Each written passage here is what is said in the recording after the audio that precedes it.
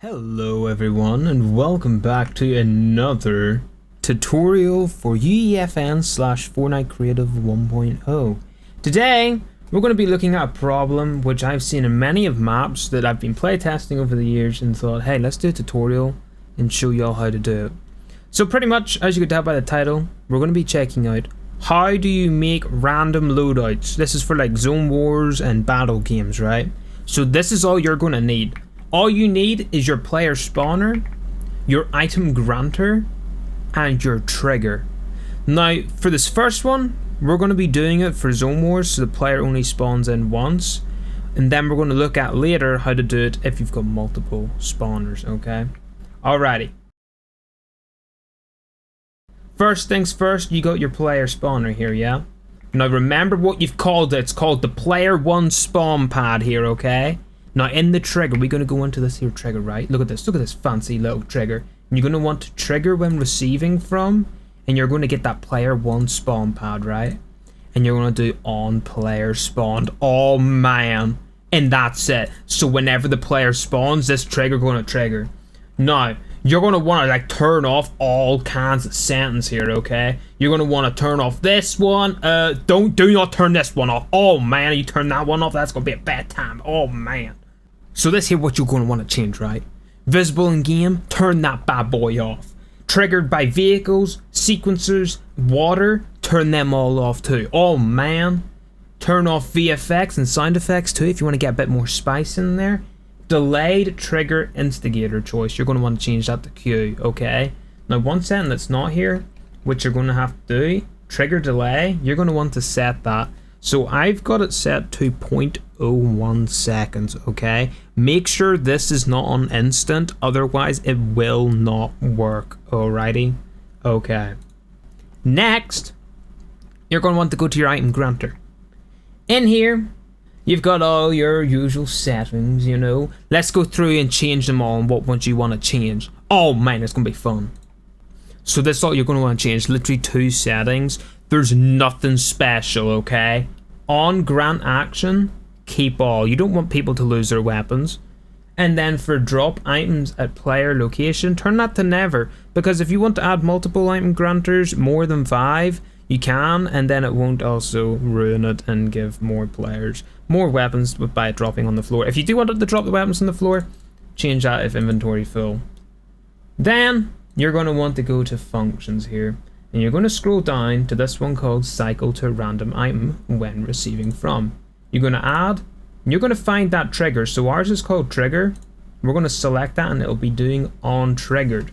Okay, now we've got this item granter set up, but remember it is zone wars. We don't want them to have one weapon, we want them to have a full inventory, okay? So let's pick this here up and we're going to set out some weapons. So we could have shotguns, SMGs, assault rifle, sniper, and heals, yeah?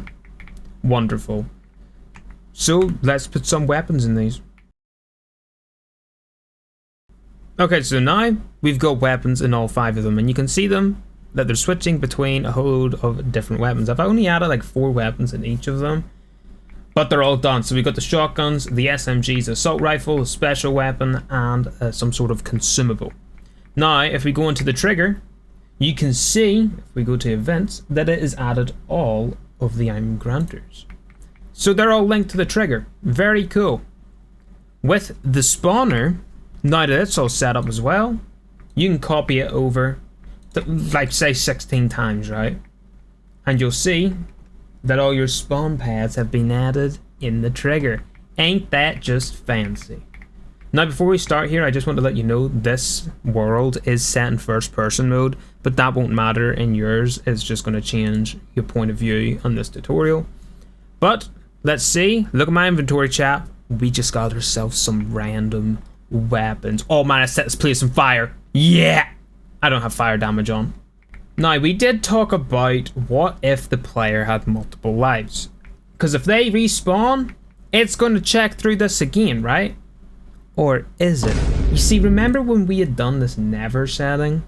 Well, that's going to be a good thing. So what you're going to want to do is click whatever button it is to bring up the island settings here, okay? So when you're in island settings, search up item, and under mode, you're going to find eliminations, eliminated players, items, drop. You're going to want to change that to keep. So if we start it again, you're going to notice whenever I respawn, I won't be getting any new weapons, and I'll keep my stuff. Because the item granters are set up so they don't give me any new weapons. Now this current method, if the player were to drop, say, their weapons, we've dropped 3 of them there now, okay? We respawn again, we're going to get 3 new weapons. Now, how do you turn that off? You can see there, I've just got 3 new entirely different weapons from what I had dropped out here. That's an issue.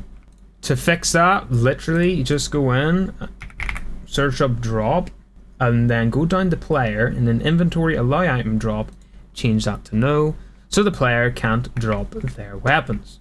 That way, they'll see of all the weapons that they were granted, and they'll have whatever amount of lives they have with those weapons. Now you might be asking, what if I want this but in a battle royale whenever the player spawns in the sky? That's a very good question. You're going to set it up the exact same way, except you're going to need yourself that teleporter. So, teleporter time. We've got the teleporter here. We'll drop off the side of this building. So in the teleporter, these are settings you're going to want to change, or you can mess around with them whatever way you like. I've pretty much just turned off visibility and then skydive after teleporter on, because you want them to be like jumping out of the bus, right? And then you go to functions here, you can do teleport, get your trigger, and then on trigger.